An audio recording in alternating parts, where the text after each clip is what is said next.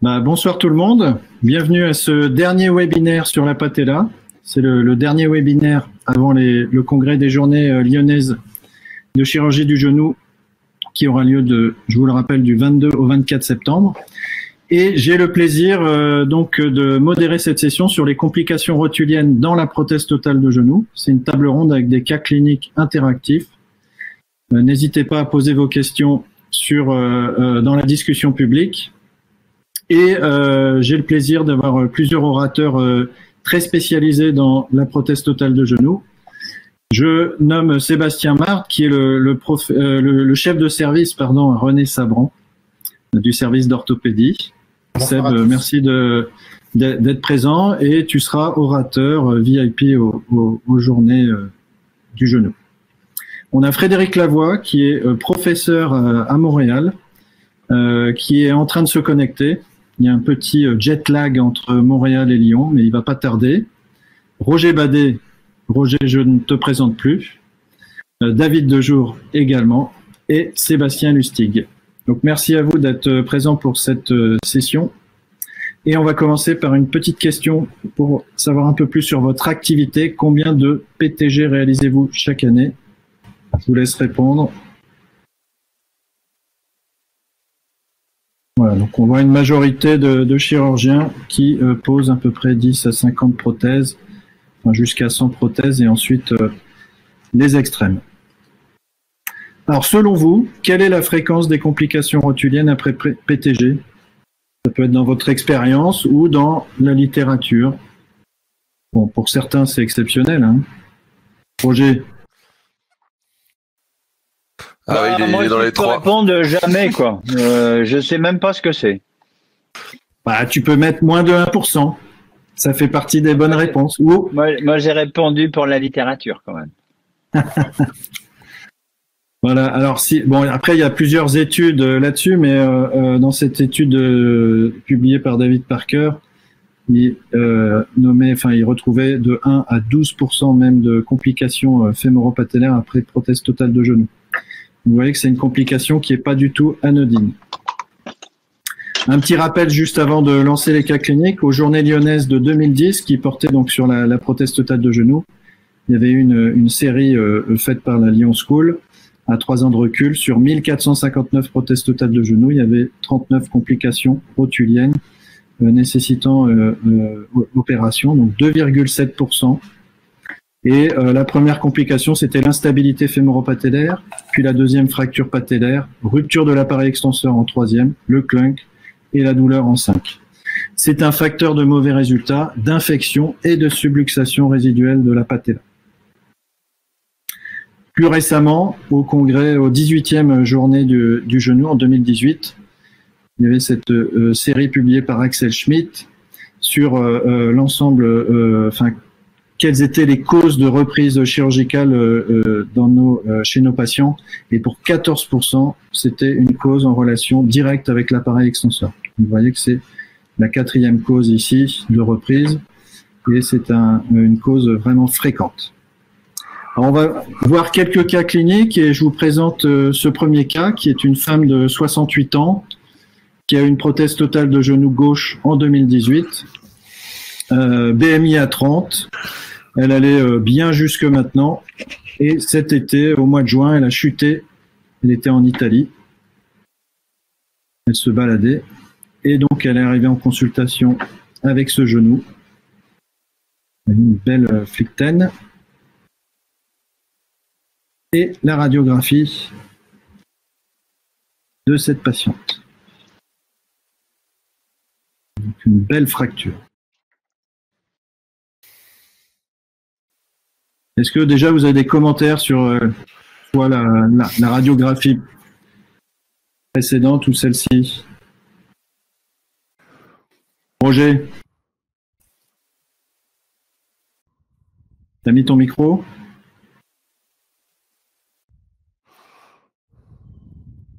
Moi, si Roger ne parle pas, je parlerai pas forcément de véritable fracture, mais plutôt d'alvusion de la partie supérieure de la patella. Et donc d'une rupture du système extenseur, plus que d'une fracture de la rotule. Ce qui est un peu différent. Et dans le traitement aussi, ça peut influer sur la prise en charge thérapeutique. Quand on voit la radio de face, ce que dit David, hein, on voit la partie proximale, ça ressemble un peu à il y a l'insertion, une petite partie de chips d'os, quoi, qui s'est détachée. On la voit un peu au-dessus du pôle proximal de la prothèse. Et le truc qui m'embête, c'est l'aspect cutané, là. C'est là où on est bien embêté, quand même. Quand on voit, ça nous engage pas à y aller tout de suite, quoi. Qu'est-ce que tu fais du coup vis-à-vis de cet état cutané? Je pense qu'il faut gérer. Si on regarde la radio de nouveau après, je pense qu'il y a un épanchement, une hémarthrose assez majeure là. La flictène qui est devant, enfin il faut la percer, ça me paraît indispensable. Et au minimum, je pense qu'il faut évacuer l'hématome en urgence, quoi. Je ponctionnerais parce que là, si on attend juste que ça rentre dans l'ordre, ça va évoluer très mal, très vite. Mais après, il va falloir intervenir. On peut pas laisser comme ça, évidemment. Le truc qui est bien, c'est que le bouton a pas l'air décellé. Oui, c'est quelque chose qui est assez important, hein, c'est-à-dire qu'on est proche de la chirurgie princeps avec finalement un bouton qui est bien. Ça change aussi la stratégie chirurgicale. Ok, donc tous, vous seriez pour temporiser vis-à-vis de la peau, voire faire une ponction? Oui, la ponction du flictène et puis des soins locaux. Seb, tu parlais de... La chirurgie doit être faite assez rapidement parce que va y avoir des phénomènes de rétraction et ça va être de plus en plus difficile. Donc, malgré une peau moyenne, c'est surtout un flictène en fait, la chirurgie, à mon avis, doit être faite assez rapidement. Et Seb, tu parlais d'une ponction articulaire, hein, c'est ça? Ouais, je ponctionnerais. J'ai l'impression qu'il y a une grosse hémarthrose. Je ponctionnerais l'hémarthrose pour essayer en urgence, quoi, pour essayer de diminuer les tensions sur la peau. Et comme dit David, il va falloir intervenir rapidement de toute façon. Ouais. On est d'accord. Alors, je vous dis, hormis le problème cutané, puisque c'est moi qui l'ai géré, donc on a percé la flictène et j'ai attendu une dizaine de jours. Et j'ai recontrôlé la peau et ensuite la flictène était déjà, enfin la partie de la peau était presque épidermisée, donc on a programmé la chirurgie. J'ai pas réalisé de ponction articulaire.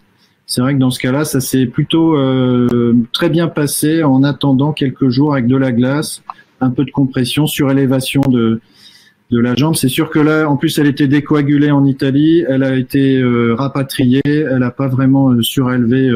Elle s'est pas mise au repos depuis cette lésion et ça s'est bien passé après une dizaine de jours. Alors, considérez que la peau est vraiment bien puisque c'est le cas. Qu'est-ce que vous faites donc on l'opère, hein, on est tous d'accord. Qu'est-ce que vous faites comme chirurgie dans ce cas présent? Sébastien, Martre, qu'est-ce que tu ferais toi?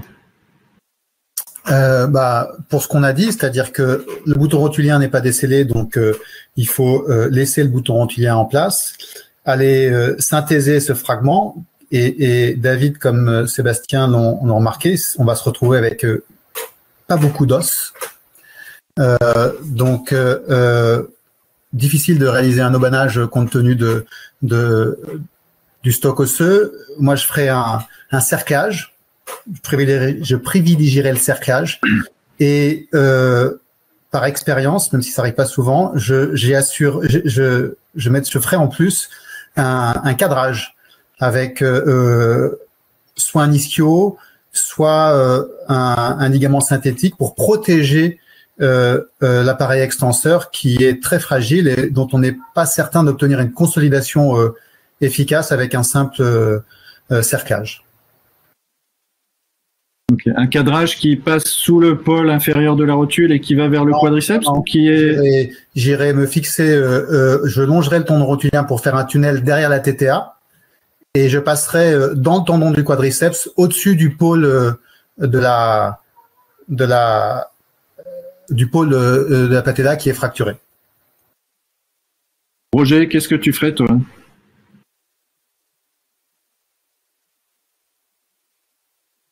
On t'entend pas. Hein. Je pense que ton micro marche pas. Seb? Alors ouais, moi j'aime les cadrages métalliques, j'aime pas trop. J'aurais plus fait une suture, ostéosuture et avec une greffe tendineuse en prenant un ischio pour renforcer. Plutôt qu'un renfort avec un cadrage métallique. Pas d'allogreffe, pas d'autogreffe à ce stade, on est en aigu. Ok. Donc une synthèse du tendon qui pour moi est une avulsion avec des points transosseux, fil non résorbable, et puis renforcé avec un ischio que j'aurais passé en cadre ou en 8 pour amener du collagène, comme disait mon patron. David? Moi, je le considérerais comme une rupture du tendon quadricipital. Donc, je ferai une ostéosynthèse, enfin pas vraiment une ostéosynthèse, mais je ramènerai cette avulsion au contact de la patella avec certainement des fils non résorbables. On peut, si le fragment osseux est conséquent, je pense qu'un cerclage métallique est très performant et très efficace, surtout pas en haut âge, qui sont mauvais. Et ce serait donc c'est le principe du cerclage, soit avec du fil, soit avec un cercle métallique. On est en extra-articulaire total.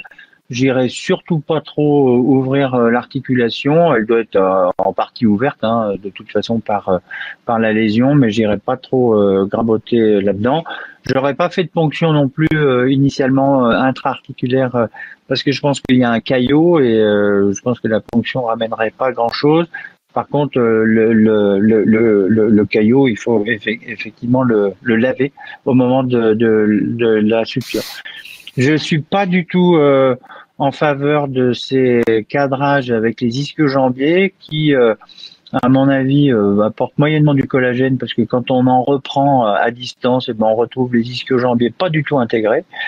Et la solidité des ischios, on sait que c'est quand même assez élastique. Et j'ai plus confiance dans un bon fil métallique passé en extra-articulaire au niveau de la patella. Ok, juste pour vous montrer l'aspect vue péropératoire. Bon, David, en ouvrant la peau d'1 millimètre, j'étais déjà dans l'articulation. Hein. Ouais. Il restait juste la peau. Donc, c'est une arthrotomie directe où il y avait effectivement un gros caillot coagulé partout, hein, donc assez énorme, que j'ai enlevé ici, avec la petite fracture ici, le petit fragment proximal ici. Là, c'est en extension. On voit que la lésion se réduit très bien. Hein. C'est une lésion récente. Donc, réduction du gap juste en extension. Donc, j'ai faufilé les deux parties, donc le tendon quadricipital et le tendon rotulien et la rotule avec du fil non résorbable, un petit peu à la manière d'un tendon d'Achille. Là, chez cette patiente, la qualité des tissus était vraiment excellente. Ça veut dire qu'on pouvait vraiment obtenir, sans mettre de cerclage métallique, une bonne suture qui tenait déjà en flexion, à la manière donc d'une rupture du tendon quadricipital, enfin d'un décalotement. Et j'ai mis en renfort un cerclage métallique passant au-dessus du fragment proximal et dans la rotule, enfin sous la rotule. Ça donnait quelque chose de solide à 90 degrés. Alors, la rotule, le bouton rotulien était complètement décellé. Je l'ai enlevé avec les doigts. Alors, qu'est-ce que vous faites vis-à-vis de ce bouton rotulien? Est-ce que vous en remettez un? Est-ce que vous en remettez pas? Je peux vous remontrer les images de la patella. Comment t'expliques qu'il soit décellé? Soit la fracture, parce que il y a quand même un morceau d'os qui est pas si petit que ça à déstabiliser le bouton, soit il était un petit peu décellé et que ça a favorisé la rupture, je sais pas. En tout cas, il était complètement décellé ce bouton. Alors, est-ce que vous en remettez Et un? on était à combien de la prothèse initiale? 4 ans. C'était 4 ans. 4 ans. D'accord. Ouais, c'est La étonnant. patiente allait très bien avant. Hein. Elle n'était pas revenue depuis l'année post-opératoire. Moi, je pense qu'il faut bien sûr l'enlever et surtout pas remettre un bouton rotulien. Il faut d'abord obtenir la consolidation et après, on reverra pour l'implanter un nouveau bouton si vraiment il y a une symptomatologie derrière. Tu vois, moi, vu la radio, si tu remontes la radio de profil, je la trouve bien blanche, ta rotule. Et on peut se demander s'il n'y a pas une nécrose, tu vois, et qui fait qu'elle a cassé et que le bouton était décellé sur ta radio de profil. Ça pourrait expliquer pourquoi elle se décèle au bout de 4 ans. Tu vois, c'est bizarre quand même. Alors, elle allait bien, tu me diras. En général, ils vont pas bien quand ils ont une nécrose de la rotule. David, la nécrose, ça n'existe pas. Je ne sais pas. C'est pas un diagnostic que je fais souvent, en tout cas. Mais... Alors, c'est vrai qu'elle est très blanche. J'ai fait une anapathe sur l'os qui n'a pas retrouvé d'os nécrotique ou quoi que ce soit. La qualité osseuse était bonne dans ce fragment proximal, mais il avait l'air très, très dur. Mais effectivement, moi, j'ai pas remis de bouton rotulien dans ces conditions-là. Donc, j'ai fait la synthèse. Une petite radio ampli pair-op, pas très utile, mais pour vérifier que c'était au contact. Et du coup, ça c'était la radio post-opératoire. Est-ce que vous pensez que ça va? Oui, vas-y. Est-ce que tu as libéré le tendon patellaire en latéral et en médial jusqu'au plateau tibial? Est-ce que tu avais noté une rétraction? Parce que comme on le voit sur la radiographie de profil, il y a une patella inféra parce que le quadriceps est cassé. Et comme ça survient 15 jours, enfin je ne sais plus combien de temps après le traumatisme, il peut y avoir un phénomène de rétraction du tendon patellaire. Et pour prévenir cette rétraction du tendon patellaire, est-ce que tu as libéré un petit peu les formes à la partie interne et externe de ce tendon? Oui, proche de la TTA. Après, la qualité visuelle était très bonne du tendon. Vraiment, j'étais agréablement surpris de cette qualité. Je pense que c'est pas toujours comme ça, hein, ça c'est sûr. Mais c'est certainement important de libérer le tendon patellaire pour lui permettre de reprendre sa longueur initiale. Alors, est-ce que cette fracture va consolider? Pas sûr. Mais disons que le cerclage maintient une bonne rigidité, et puis comme la qualité tendineuse était bonne et il n'y avait pas de gap tendineux, je pense que ça doit consolider. Ça, donc je l'ai revu à 3 mois post-opératoire seulement. L'extension active est complète. La flexion, par contre, est à 70 degrés. Comment vous gérez ces patients? Frédéric, tu as le son? Pas certain. Si. Roger, comment tu gères ton post-op sur ce type de patient? Est-ce que tu m'entends? Oui. Très bien. Ah, ouf. Écoute, juste un petit truc, puisque j'ai pas pu parler, j'avais un problème de son que je comprends pas, mais bon. Il y a un artifice qui peut être sympa aussi, c'est l'artifice de Pierre Chamba dont on n'a pas parlé là. C'est qu'il utilise surtout dans les rétractions quadricipitales sur les décalotages comme ça. Si on a vraiment du problème pour faire tenir, c'est de mettre une broche transquadricipitale et une broche transrotulienne, et puis mettre des fils de fer qu'on serre entre les deux pour faire revenir, et ça fait une stabilité primaire assez correcte. Alors là, t'en as pas eu besoin parce que t'as pu faire ta suture, mais c'est un truc auquel il faut penser et qui marche assez bien. Alors là, pour la rééducation, va falloir être quand même assez prudent, parce que moi, je considère toujours que ces ruptures d'appareil extenseur et ces fractures de rotule, c'est vraiment des complications majeures de la prothèse de genou, quoi. Parce que souvent, ça se fait sur un os qui est fragile et qu'il n'est pas rare qu'on ait des ruptures. Et donc, il faut être extrêmement prudent et aller tout doucement. Donc, je la gérerai avec une attelle, c'est sûr, en la mettant en récupération douce. On ne dépasse pas... je dirais 45 degrés sur les 3 premières semaines. Je préfère l'enraidir un peu plutôt qu'avoir une fracture itérative, quoi. Et puis petit à petit récupérer, quoi. Bon là, 3 mois à 70 degrés. Si ça reste raide comme ça, tu la laisses comme ça? Mais c'est une raideur c'est une raideur parce que le kiné il a pas osé travailler, ou tu sens que c'est tout collé? Oh bah c'est collé, hein. Ouais, elle a eu une attelle Zimmer en extension pour la marche pendant 45 jours avec appui autorisé. Okay. Un travail de flexion de 0 à 90 puisqu'en paire opératoire le 90 degrés était obtenu sans tension excessive. Mais il se trouve qu'elle est quand même à 3 mois à 70 degrés de flexion. Alors, et elle est tendeuse, elle est très gênée. Elle est comment fonctionnellement, cette patiente? Non, c'est beaucoup trop tôt. Ouais. Mais c'était plus pour discuter de la suite. Ouais. Bah, en fait, 0,70, évidemment, c'est pas bon, mais après, de temps en temps, selon le cas, le mieux étant l'ennemi du bien sur ce type de choses, ça peut être tolérable. Après, mobilisation sous-âgée, évidemment pas. C'est une évidence, parce qu'autrement, tu vas tout péter. Et donc, si à un moment donné, tu dois faire quelque chose, il faut faire un geste d'arthrolyse. Et se discute une arthrolyse arthroscopique, mais je pense que tu gagneras pas. Et à ce moment-là, c'est une arthrolyse un peu plus large, quoi. Pourquoi tu gagnes pas sur une arthrolyse arthroscopique? Ben, écoute, enfin, tu peux gagner un peu, mais tu gagneras pas J'ai toujours l'impression, moi, de pas arriver à correctement libérer mes rampes et en particulier, c'est ce dont parlait David là, c'est-à-dire descendre le long du tendon rotulien jusqu'au plateau tibial. J'ai l'impression que c'est quelquefois bien difficile, en tout cas pour moi, sous arthroscopie, quoi.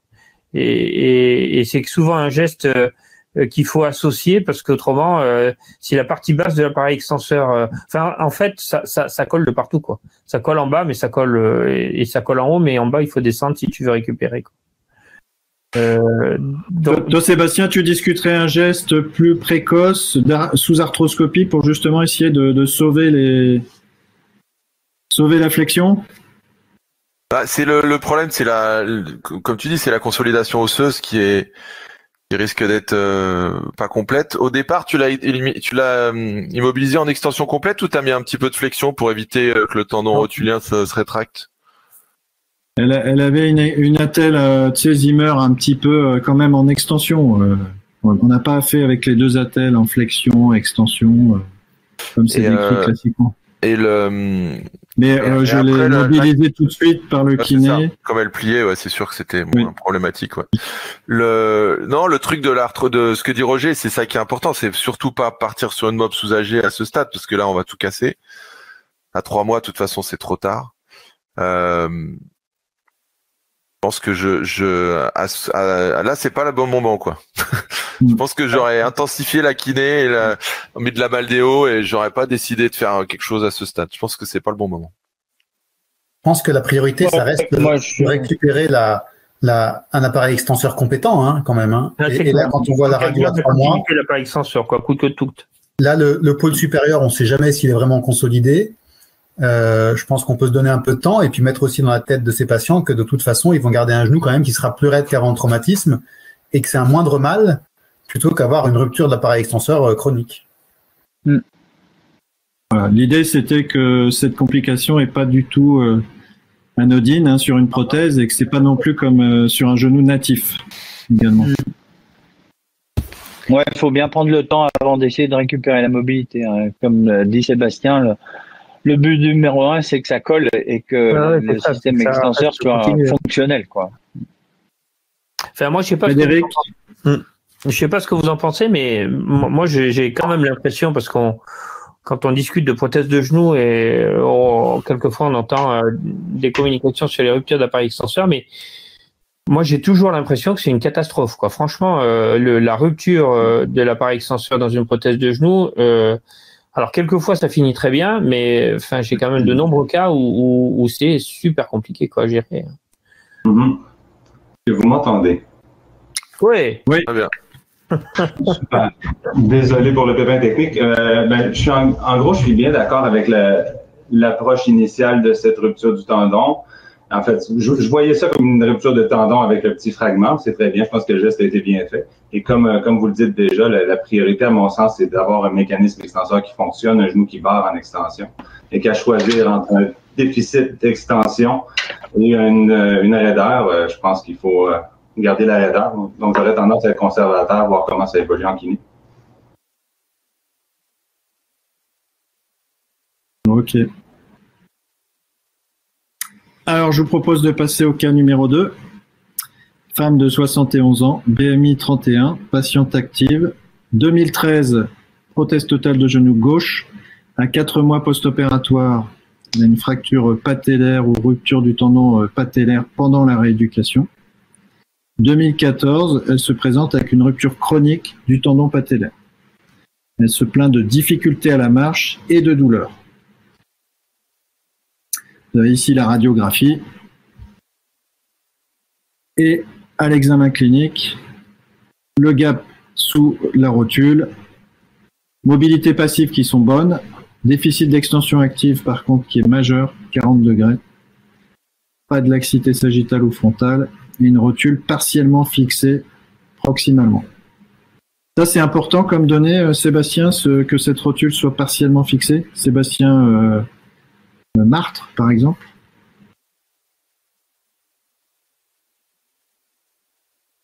Oui, je pense qu'on est dans une rupture chronique de l'appareil extenseur.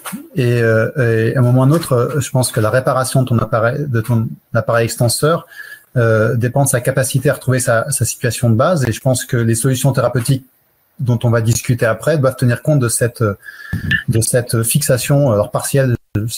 Ça veut dire qu'en pratique, on arrive à la descendre un petit peu, mais pas à sa position initiale, quoi. Et donc, réparer une rupture chronique de l'appareil extenseur avec une rotule fixée ou presque fixée, c'est pas la même histoire que si on arrive à remettre la rotule à sa position initiale, parce que la stratégie thérapeutique n'est pas la même. Et là, il y a déjà eu un geste de réparation. Qui a échoué.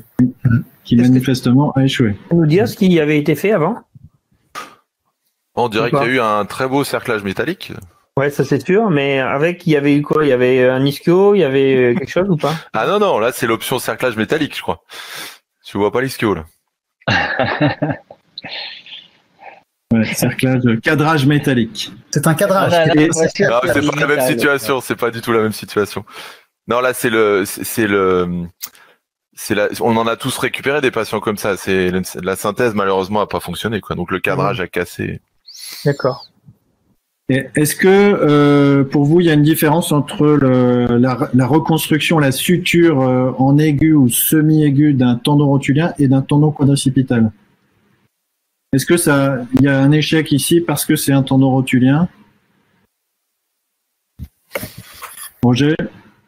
Alors moi, contrairement à ce qui a été dit et sur lequel je partage tout à fait l'avis de David de tout à l'heure sur le quadriceps. Au niveau du tendon rotulien, moi, je fais toujours un cadrage avec un ischio, c'est-à-dire je mets toujours, j'essaye toujours d'apporter du collagène et je neutralise non pas par un cerclage de ce type, mais par des bandelettes non résorbables qui sont en 8 de chiffre également.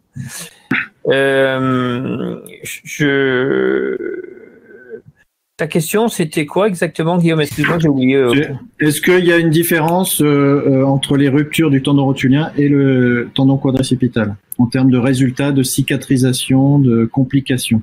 Oui, alors c'est pour ça, ouais. C'est pour ça que je disais ça en fait. Pour moi, c'est plus difficile. Enfin, dans mon expérience, c'est plus compliqué le tendon rotulien que le tendon quadricipital. J'ai l'impression que, enfin, je suis sûr d'avoir eu plus de ruptures ou d'arrachements, tu sais, sur le tunnel transosseux en regard de la TTA, que de problèmes sur le quadriceps. Donc, pour moi, c'est plus grave un tendon rotulien qu'un tendon quadricipital.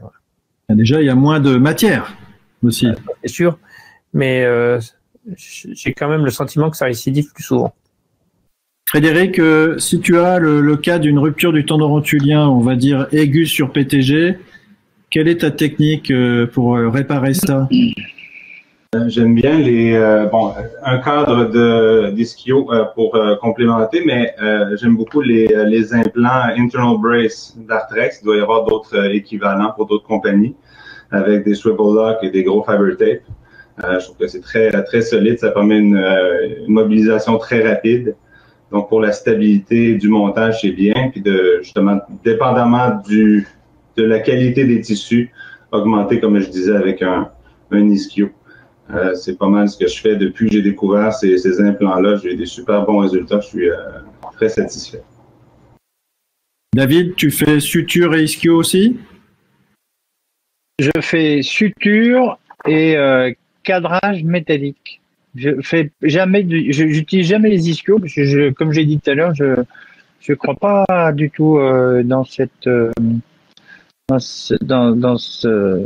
matériel-là pour le système extenseur. C'est pas suffisamment résistant. Alors là, c'est un très mauvais exemple puisque j'aurais fait ça, mais je ne sais pas à quel moment ça a été fait, comment ça a été fait et pourquoi ça n'a pas fonctionné. Mais globalement, la rupture du tendon patellaire, elle se gère plutôt bien parce que on peut faire un ancrage os patella TTA et ça j'aime bien. D'accord. Alors, Sébastien, au stade chronique, c'est différent. Je parle au stade aigu. C'est la question dont tu poses. Sébastien, toi, tu as noté, donc tu faisais synthèse directe, renfort avec cadrage aux ischios et renfort synthétique avec bandelette PDS? Non, mais soit ce que disait Fred, soit ce que disait Roger, qui était la technique historique qu'on faisait avec Philippe dans le service. Moi, je suis pas fan des bandelettes PDS sous la peau parce que je trouve que c'est assez près. On en a repris qui s'étaient infectés quand même quelques-unes. Donc, je suis pas sûr les bandelettes PDS. Mais bon, après, chacun a des histoires. Ouais. Ça se résorbe, ça fait du matériel de résorption. Moi, je mets du Mersuture, des bandelettes de Mersuture qui sont beaucoup plus étroites, qui font 5 mm. Mais en fait, c'est juste une neutralisation, en fait, cette bandelette, bien sûr. Mais je préfère mettre une bandelette comme ça plutôt qu'un cadrage. Mais nous, ça arrive pas souvent. J'ai l'impression que les cadrages, David, dans ton expérience, ils cassent toujours ou pas? Toujours. Ouais, c'est ça, un cadrage, enfin, sur PTG ou pour PTG. Mais quand l'élasticité du tendon patellaire revient, c'est-à-dire vers 6 mois à peu près, toujours ça casse et on l'enlève. Oui, Sébastien, tu disais? Oui, on est souvent un peu déçu de la capacité de cicatrisation des tendons de ces personnes à qui on met des PTG. C'est pour ça que on espère que un éventuel ischio va faire quelque chose. Je partage un peu l'avis de David, c'est-à-dire que déjà quand on va prélever les ischios de ces personnes, déjà on est un peu déçu. Et ensuite, voilà. C'est pour ça que c'est pas forcément idéal, mais je partage la stratégie de Roger avec ces ligaments synthétiques non résorbables, 5 mm, qui permettent de faire un cadrage. Alors ça se voit pas sur la radio, ça casse jamais. Probablement que c'est pas assez élastique pour permettre de retrouver une fonction avec une flexion satisfaisante, mais ça protège la réparation du tendon qui, même si elle n'est pas parfaite en termes de capacité de cicatrisation et de qualité de cicatrisation, on protège l'appareil extenseur de ces patients. Ok. Alors, quelle est l'option chirurgicale dans ce cas de rupture chronique que vous allez réaliser? Suture renfort par ischio bandelette PDS, réponse A. B, reconstruction par ligament artificiel, technique de Hansen, donc avec un mesh graft. Autogreffe de l'appareil extenseur, réponse C. Réponse D, allogreffe de l'appareil extenseur. Réponse E, allogreffe avec tendon d'Achille. Réponse F, changement de la PTG et reconstruction de l'appareil extenseur.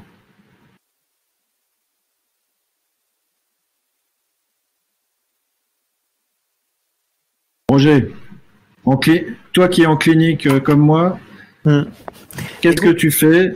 Alors, bon, on a tous eu des cas comme ça.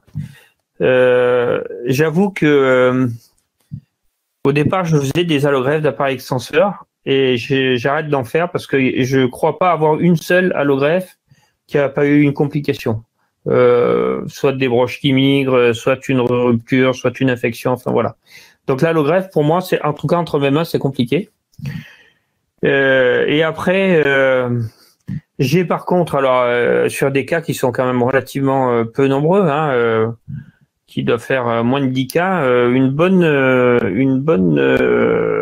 expérience de la technique de Hansen. Et là, la rotule est tellement haute, si tu veux, et tellement rétractée que je crois que j'irai directement par là parce que j'aurais tellement peur que, d'abord, on est dans une récidive, c'est donc la deuxième fois finalement que ça casse. Vu la hauteur de la rotule, on va avoir beaucoup de difficultés à la descendre. Je suis pas sûr enfin en tout cas, je n'irai pas vers une allogreffe, c'est sûr. Bon, une autogreffe, je vais pas lui prendre un tendon contralatéral pour lui mettre là à son âge. Enfin, pour moi en tout cas, c'est pas l'option que je prendrais. Et j'irai franchement directement au Hansen, en me disant que ça serait la moins mauvaise des solutions. Voilà, en gros, c'est l'idée. Sachant que Frédéric. Ouais, pardon, vas-y Roger. Après, c'est la solution de dernier recours, quoi. Il n'y a plus rien derrière. Frédéric, qu'est-ce que tu ferais?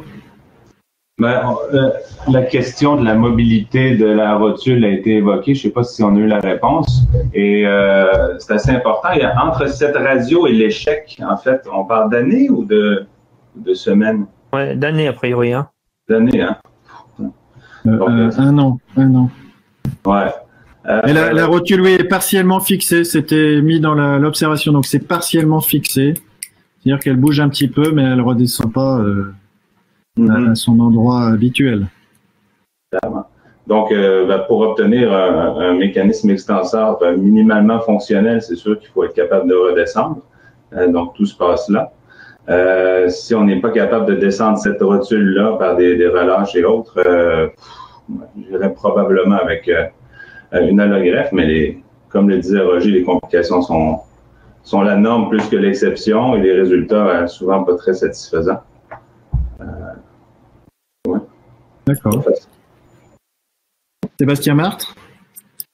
Oui, moi je pense. Alors, j'ai pas aucune expérience de l'allogreffe, et c'est vrai qu'il faut, je pense, réserver ce genre de stratégie à des centres hyper spécialisés. Je partirais plutôt pour la reconstruction avec un ligament artificiel. Je pense que refaire une stratégie A, ce que fait 40% des chirurgiens questionnés, je pense que c'est, à mon avis, difficile d'imaginer obtenir une réparation de l'appareil extenseur. Je pense que on a un premier échec, on a une rotule fixée, il faut changer de stratégie. Ça, c'est sûr. David? Oui, moi je suis bien d'accord avec ce que tu viens de dire, Sébastien, dans la mesure où la rotule est haute, remontée, et je pense pas qu'on puisse véritablement l'abaisser. Et toute tentative de suture, de renfort, à mon avis, est vouée à l'échec. Moi, j'ai aucune expérience des allogreffes. En revanche, j'ai l'expérience de la littérature et de ce que j'ai lu sur l'allogreffe. Et un cas comme ça, c'est extrêmement difficile, c'est extrêmement pourvoyeur de complications, et je pense que c'est sincèrement la meilleure option, c'est l'allogreffe, et donc je laisserai à Sébastien Lustig pour faire une allogreffe du système extenseur, parce que je vois pas tellement d'autres alternatives à ce cas-là. Et justement, Sébastien, comment tu choisis entre une allogreffe de l'appareil extenseur, donc avec un appareil extenseur complet ou avec un tendon d'Achille? Alors il y a la disponibilité quand même, il faut être honnête. C'est plus compliqué d'avoir des appareils d'extenseur complets. On a fait les deux. Après la fixation, l'avantage de l'appareil extenseur complet, c'est que tu as une fixation sur le tendon quadricipital plus sur l'os. Si tu fais une technique partielle, si tu fais une technique totale, tu t'enlèves la rotule, ce qui peut-être ici peut être le cas parce qu'on aura du mal à la descendre. Si par contre on arrive à la descendre, le bouton rotulien n'est pas l'air décellé, ça peut être intéressant d'être conservateur, mais c'est plus difficile, c'est quand même clairement plus technique.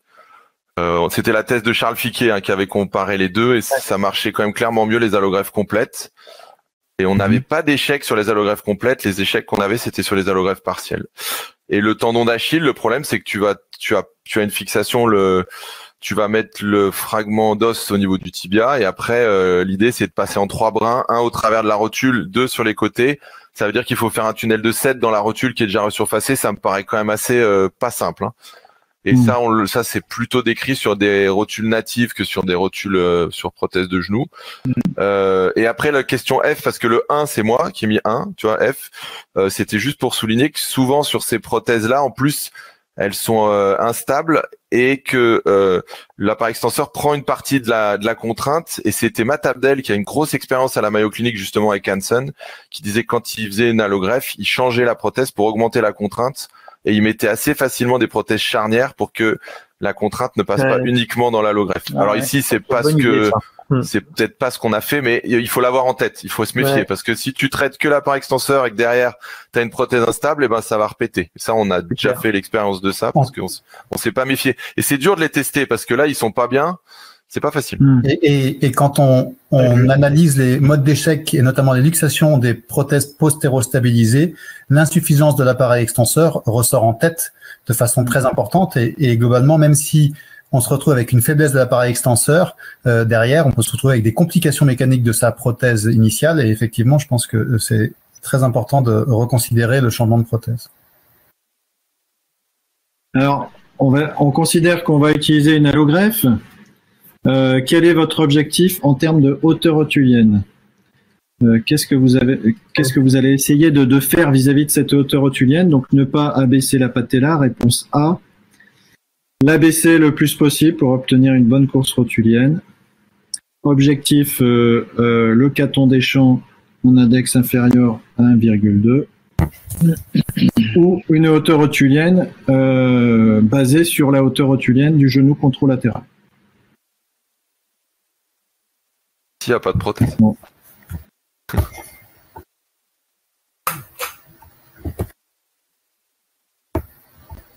Bon, ça après, c'est la différence entre la théorie et la pratique. Sébastien, qu'est-ce que ton objectif quand tu vas faire ton allogreffe, c'est quoi? C'est d'abaisser le plus possible ou de vraiment reproduire l'anatomie initiale? Alors c'est arrivé qu'on la mette trop basse, il faut faire attention à ça. Je pense qu'il faut se mettre dans une condition où ta rotule, si tu fais une allogreffe complète, ça va pas bouger tant que ça, tu vois, ça va pas s'étirer. Donc j'essaierai de remettre un index, je dirais normal, mais pas le plus bas possible, parce que sinon tu peux la mettre vraiment basse. Hein. J'ai une question. Mettre le plus bas possible pour une bonne course rotulienne. Plus on abaisse la rotule, plus on augmente les contraintes. Donc ce que tu disais, Sébastien, c'est forcément c'est générateur de risque d'échec. Oui, on a vu des. Est-ce que moi d'une façon subjective, j'aurais tendance à dire, moi je la laisse un tout petit peu alta, un tout petit peu haute, mais avec un engagement sagittal correct au niveau de la trochlée, mais plutôt haute que basse pour diminuer la contrainte au niveau du système extenseur. C'est vrai que des échecs qu'on a eu au début, c'était des rotules qu'on avait mis trop basses et j'en ai une en tête notamment qui s'est luxée par rapport à extenseur trop court, tu vois. Donc ça illustre bien ce que tu dis. Roger, tu avais un commentaire? Non, juste pour dire aussi qu'on est quand même éminemment. Alors, bien sûr qu'il y a des artifices pour le relever, pour abaisser un peu plus, mais on est quand même éminemment dépendant aussi de la longueur de l'appareil qu'on greffe. Et je pense, comme David, c'est qu'il faut pas vouloir absolument l'abaisser beaucoup, mais l'abaisser pour qu'elle soit bien engagée, quoi. Voilà, en gros, c'est l'idée.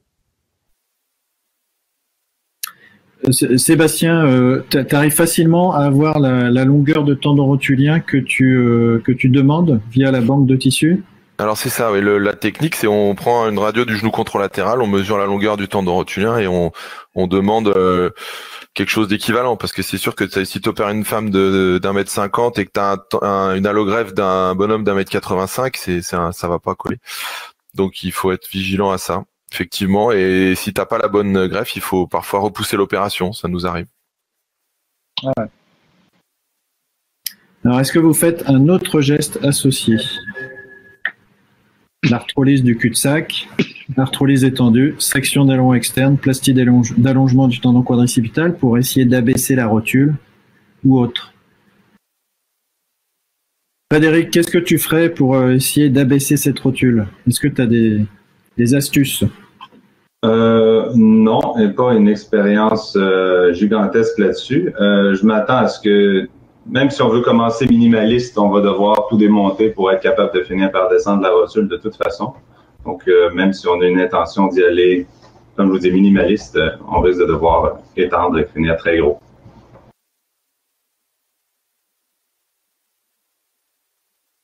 David, tu ferais une plastie VY du quadriceps Non, en fait, la question se pose pas tellement puisque, sur une rétraction pareille et cette rupture, moi, je pense sincèrement il y a que l'allogreffe du système extenseur qui soit valable. Donc, à partir de ce moment-là, on discute. Enfin, il faut faire une arthrolyse étendue, évidemment, pour redonner de la mobilité au quadriceps. Donc tu veux dire que tu enlèverais la rotule, tu ferais une allogreffe complète, tu essayes de garder la rotule et de passer ton allogreffe sur cette rotule. Comme le disait Sébastien Lustig, les résultats, les bons résultats, c'est sur une allogreffe complète. Donc c'est l'option qu'il faut rechercher. Et abaisser une rotule qui est aussi haute sur une rupture chronique, je pense que c'est impossible. Et aller faire une plastie en VY du quadriceps, alors alors là vraiment chercher de gros ennuis à mon avis. Sébastien, pour préciser, quand tu disais qu'il y avait des meilleurs résultats avec l'allogreffe complète, c'était avec l'appareil extenseur complet par rapport au tendon d'Achille. C'était pas les allogreffes où tu enlevais complètement la rotule, tu faisais une patélectomie totale et tu l'as remplacée par une allogreffe, c'est ça? Non, c'est David qui a raison. Moi, je pensais comme toi, mais en fait, quand on a regardé avec Charles et on en a beaucoup des patients et on a fait les deux, et c'est clairement en faveur de l'allogreffe complète. Il faut enlever la rotule et mettre un appareil extenseur complet parce que du coup parce que sinon pour redescendre ces rotules qui sont rétractées c'est très compliqué. Ça veut pas dire qu'ici on n'a pas fait autre chose, mais la recommandation c'est si vous avez un cas comme ça, c'est typiquement le cas où il faut commander une allogreffe complète, enlever la rotule et remettre une rotule que normalement il n'y a pas besoin de resurfacer, sauf si vous n'avez pas le bon côté, là il faut mettre un bouton. Mais aujourd'hui c'est ce qu'il faut faire, même si c'est pas forcément ce que j'ai fait à l'époque. J'aurais une petite question là-dessus. Est-ce qu'il y a un seuil à partir duquel, justement, on n'essaie même plus de garder la rotule et de la descendre? À partir de quand on dit, OK, on passe tout de suite à l'allogreffe versus, on peut peut-être la descendre et faire une option un peu moins invasive? En chronique, à mon avis, c'est voué à l'échec. Sur une prothèse, hein. Attention, pas sur un genou natif, hein, on est bien d'accord, hein, mais sur une prothèse, on a essayé à tout et ce qui marche le mieux, c'est l'allogreffe complète à ce stade. Mais Guillaume va vous montrer qu'on a peut-être des bons résultats autrement, mais la reco, c'est plus ça. Alors là, ce qui a été fait, c'est ton patient, hein, Seb, allogreffe avec appareil extenseur. Selon cette technique on va dire de greffon composite avec décrit par Henri Dejour, si je me trompe pas, avec autogreffe. Et ici, donc, réalisé avec allogreffe, en adaptant un petit peu la technique. Tu vas nous expliquer après sur les vidéos comment vous avez adapté la forme du greffon, mais donc avec la TTA, tendon rotulien, la rotule et le quadriceps pour avoir une greffe qui va de bas en haut. Un sizing préopératoire avec radiographie du genou controlatéral pour obtenir une greffe qui soit un petit peu concordante en termes de hauteur rotulienne. Et là, je te laisse commenter, Seb, peut-être la vidéo. Donc, on va dire que là, on voit que les tissus sont quand même de bonne qualité. Et on a fixé la rotule. Donc là, ici, on a conservé la rotule osseuse. Le bouton était manifestement pas décellé. Et on se met dessus avec une fixation. Alors, c'est la technique, effectivement, décrite par Henri Dejour. Hein, je crois que c'était 91 ou 90. C'est la même que sur un genou natif. Simplement, on l'adapte sur une prothèse. Et on voit la baguette osseuse qui est tenue par la pince à disséquer, la fixation sur la rotule et en haut le tendon quadricipital qu'on va fixer ensuite avec des points non résorbables. Et la TTA, on la fixe avec des vis ou des cerclages en général. Moi, je préfère les vis. Philippe Néret préférait les cerclages. Ça, c'est une question d'habitude. Et la rotule, tu fixes comment cette baguette pour que ça tienne? Donc, on fait une gouttière qui a une forme de sablier, ce qui fait et ensuite, c'est là où c'est un peu artisanal. Il faut préparer le greffon pour qu'il s'encastre et qu'il soit autostable. Et ensuite, les cerclages métalliques simplement permettent de plaquer ce greffon comme sur le dessin. Et il y a une stabilité, vous voyez, qui est immédiate. C'est étonnant comme c'est stable. Tiens, je sais pas si tu as une autre. Oui, il y a la deuxième. Ouais, tu vois, et on voit une fois que c'est fixé, on voit les 3 vis sur la TTA. Et on voit, alors je vais pas m'amuser à forcer et à fléchir comme un fou, évidemment. Mais en gros, on peut mobiliser tout de suite. C'est ça qui est intéressant. Et il y a une fixation osseuse sur le tibia, osseuse sur la rotule, et un renfort au niveau du tendon quadricipital. Donc ça tient très bien. Mais c'est une technique quand même c'est plus exigeant que de faire une allogreffe complète, hein, clairement. Et alors, pour abaisser la rotule, au niveau du tendon, au niveau du quadriceps, tu as fait quoi? Donc là, dans ce cas-là, on a fait une arthrolyse de tout le cul-de-sac quadricipital et on a pu descendre la rotule, qui était assez effectivement heureux parce que sinon, on n'aurait pas pu le faire. Hein. Ouais, c'est ça. Est-ce que tu coupes le vaste intermédiaire, l'artifice de l'Obenhofer? Est-ce que tu fais ça ou c'est pas nécessaire? Bah là, si tu veux, tu ouvres le tendon quadricipital en deux en passant au milieu. Hein. Et ensuite, non, mais pour libérer la rotule, t'as pas fait de geste comme ça de section du vaste intermédiaire? Non, dans ce cas-là, non. Et je ne crois pas avoir fait ça parce que j'ai pas envie de fragiliser le quadriceps qui demanderait à personne, parce que là, c'est le tendon rotulien qui est. Donc tu fais une libération du cul-de-sac et dans ce cas-là, ça a été possible. On peut imaginer que tu commences l'opération, tu essayes de libérer. Si tu vois que la rotule descend pas du tout, tu as une allogreffe complète et puis tu fais une allogreffe complète, t'enlèves la rotule. Il faut comprendre qu'au début, on avait un a priori très négatif sur le fait d'enlever la rotule. Et en fait, c'est l'expérience qui a montré que finalement, c'était moins compliqué techniquement et que ça marchait aussi bien et même ça marchait mieux. Donc voilà pourquoi. Mais enfin maintenant, parce que là, tu dois obtenir la consolidation. C'est ça qui est aussi difficile. C'est ça. Tu vois que la rotule est encore un peu haute, ce que disait David, tu vois. Ça correspond à... On l'a descendu pour qu'elle ait un bon engagement, mais on peut pas dire qu'il y a une hauteur rotulienne normale. Oui, mais c'est bien parce qu'elle est engagée sur le plan sagittal, donc elle est stable, mais tu mets pas trop de contraintes sur ton système extenseur en flexion. Tout à fait. Alors, quel protocole est préconisé dans ce type de chirurgie, hein? D'après vous, est-ce qu'il faut un appui complet avec Zimmer en extension, appui interdit pendant 6 à 8 semaines, une mobilisation passive immédiate jusqu'à 120 degrés pendant 6 mois, pas de mobilisation pendant 6 à 8 semaines, plâtre ou attelle rigide ou résine en extension pendant 6 à 8 semaines, attelle de repos à 30 degrés de flexion pendant 6 à 8 semaines.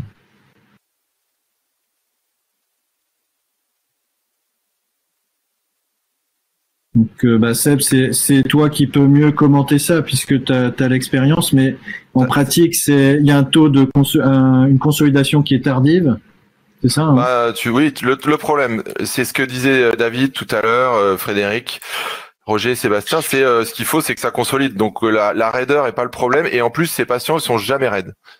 Donc on les immobilise. Ils ont l'appui complet, mais il faut les immobiliser au minimum 2 mois. Moi, je suis quelqu'un d'inquiet, donc je les immobilise 3 mois avant de commencer la moindre mobilisation. Donc c'est assez long. Il faut les prévenir avant, mais ça pose pas de problème de raideur. Et ça correspond à l'expérience des 2 autres qui ont une très grosse expérience là-dessus. C'est la Mayo Clinique et à Florence chez Andrea Baldini. On est tous pareils, on les immobilise longtemps parce qu'on veut surtout pas qu'il y ait de complications et de rupture itérative. Donc c'est immobilisation rigide. Au moins une attelle de Zimmer, mais en général, on fait une attelle sur mesure rigide et on les laisse marcher. Alors évidemment, si c'est un patient obèse, c'est compliqué, mais c'est très important. D'accord, donc attelle thermoformée, rigide, en extension. Ouais. Voilà. Ouais, ça fait vraiment partie de la procédure et il faut prévenir les patients avant. Et une question, dans le fait de l'immobiliser, est-ce que tu donnes quand même une kinésithérapie qui permet de mobiliser en médiolatéral la patella, de faire une contraction isométrique du quadriceps sans mobilisation en flexion, mais un soin entre guillemets musculaire pour entretenir la fonction. Voilà, mais ça va être ça, si on a une équipe de kiné en qui on a confiance, oui, complètement. Si tu le sens pas, je pense que il vaut mieux être prudent et dire parce que le risque c'est j'ai toujours peur qu'ils enlèvent la telle et puis tu vois qu'ils commencent à les faire plier. Ouais. C'est plus l'inquiétude qu'autre chose. Par contre, si tu as des kinés avec lesquels tu as l'habitude de travailler, bien sûr, comme tu dis, continuer quand même un travail de soins qui permettra de garder une trophicité et une meilleure mobilité après. Mais ils sont quand même pas souvent raides, franchement, enfin même pas raides. Ouais. Ça, c'était un cas de la Croix-Rousse, où l'immobilisation était moins longue au départ, avec ici un recul à 6 mois, et vous allez voir cliniquement, c'est vraiment bluffant. Après, la rupture chronique était moins importante, mais la flexion est vraiment excellente. Là. Ouais, tu vois, ils sont pas raides. C'est le meilleur scénario qu'on voit là, tu vois. Mais il faut se dire que malgré tout, quand on regardait objectivement les résultats, l'allogreffe complète est quand même plus sûre. Donc aujourd'hui, ce que tu vois là, c'est quelque chose que aujourd'hui je recommanderais pas. Après cette patiente-là, la rotule était pas très ascensionnée, donc je pense que elle a l'air assez jeune. En plus, ça se discute franchement. C'est peut-être la meilleure option celle-là. Le résultat le prouve, mais quand même retenez à rupture chronique, rotule ascensionnée, allogreffe complète. Je pense que c'est le plus raisonnable. Est-ce qu'il y a eu une cicatrisation, un raccourcissement du tendon d'allogreffe? Parce qu'on dirait que la rotule a descendu au suivi. Le truc, c'est que quand tu les immobilises en extension sans les bouger pendant 2 ou 3 mois post-op, la rotule descend. Donc, du coup, quand on planifie, on peut tricher pour être un petit peu plus long, et sachant qu'on risque de raccourcir après. C'est pas la même patiente, Frédéric, là. Oui, et puis tu vois, on voit bien que... Si la radio pré-op et post-op, c'est la même, quand même. Oui, mais c'est pas la même que le cas précédent. Ouais, c'est ça, c'est pas du tout le même. Il y a pas un degré de rétraction aussi important que le cas précédent. Non, c'est ça. Okay. Bon, je vous propose d'avancer un petit peu, de passer à ce cas numéro 3. Homme de 81 ans, BMI 34, antécédent de prothèse, PTH bilatéral, PTG droite, indication de PTG gauche, il est douloureux, il y a une arthrose, je pense que vous êtes d'accord avec cette indication de prothèse totale. Radiographie post-opératoire. Bien blanche. Et tu veux dire qu'elle est déjà nécrosée? Attends, tu peux revenir en arrière. La radio, elle est sacrément blanche. C'est curieux. Ouais. Et il a déjà été opéré de l'autre côté. Oui. C'est ça, Ouais, d'accord. Ouais, okay. C'est genou gauche. Genou gauche, j'ai pas de vue axiale. Voilà. Alors, ce patient est rééduqué en centre pour diverses raisons. Il a une phlébite dans les suites d'une veine tibiale postérieure. Il est décoagulé par l'Ovenox 1x2. Il fait assez vite un bel hématome. Et ça, c'est dans les 2-3 semaines qui suivent la chirurgie.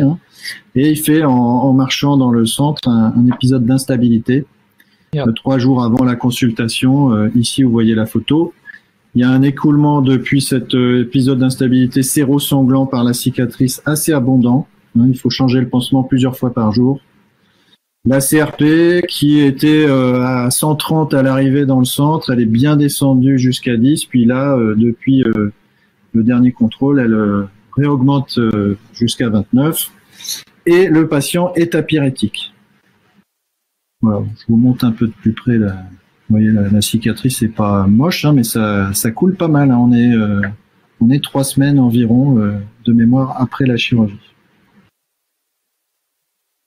Là, j'ai une petite vidéo, voilà. Une vidéo où ça coule? Non. Non, là, j'ai changé le pansement, j'ai mis un pansement propre. Voilà. Ça coule plus, là. En fait, ça coule plus, c'est étanche. Et en fait, ce que j'ai dans mes doigts, c'est quelque chose qui s'appelle la patella. Je sais pas si on voit bien sur cette vidéo.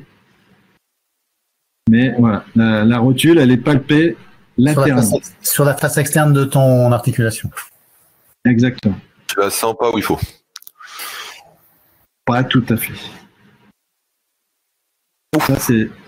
Ça sont les radiographies. Donc on est assez précoce après la chirurgie. Je vous ai dit 3 semaines, 1 mois. Vue axiale pas réalisable. Donc ils ont fait des radios couchées. Vous avez le profil et la face. La face est pas mal, hein. On est souvent déçus par le profil, hein, c'est classique.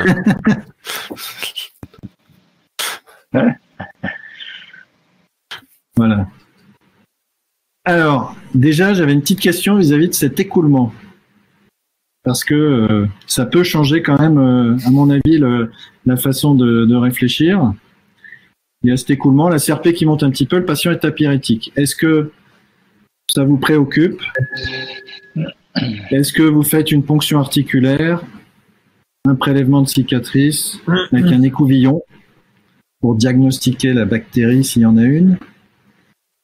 Est-ce que, manifestement, il y a un problème au niveau de l'appareil extenseur? Est-ce que vous faites la chirurgie et des prélèvements péropératoires profonds et vous mettez le patient sous antibiothérapie probabiliste, avec suivi, bien sûr, infectiologue? Est-ce que vous faites une chirurgie sans prélèvement ou autre option?